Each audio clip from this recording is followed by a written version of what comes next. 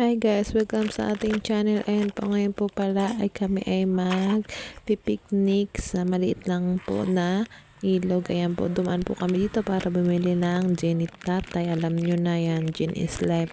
Ayan po, saglit lang po. Talagang pag may mga ganyan ay talagang hindi mawawala ang gin sa aking tatay. Ayan po. Ayan, ito na dito na po kami. Grabe guys, ang daan dito. Sobrang init. Tapos napakarapod. Pero silid na silid pag nandun ka na. Ayan, marami pang nagulisi dyan. Maraming madayo. Ayan, kilala na din po kasi ito kasi pinupuntahan po ng mga vlogger na sikat. May mga loan po sila. Kumpleto po sila sa gamit. Ayan po. Malapit na po tayo dyan. Ayan, dyan lang po tayo.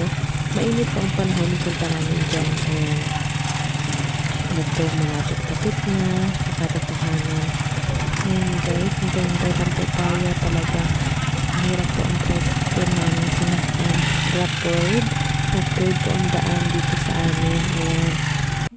Ayan, nandito na nga po pala kami. Ayan po, yung sa papita po na yan, may bayad dyan. Ang renta po niyan is 10 pesos. Ayan, hanggang umuwi na po yan. 10 pesos kahit ilang oras po pwede gamitin. Maganda po yung ride na yan.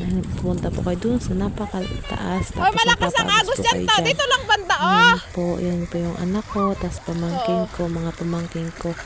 Napakanamig po ng tubig dyan. Ayan.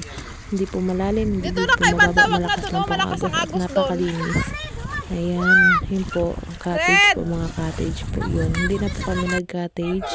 Ito na lang po kami para hindi na po kami magbayad ng Si tatay ngayon ang ating pinanser at ang daming ang nagsahod. aming pinanser.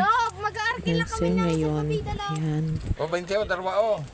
Nag-enjoy po talaga sila. Ayan, nagagawa po sila ng manta. Ayan po. Tuwan-tuwa po ang mga bata dyan. Ayan po. Ayan po ang aming list po nakasama. Ang aming pulis nakasama.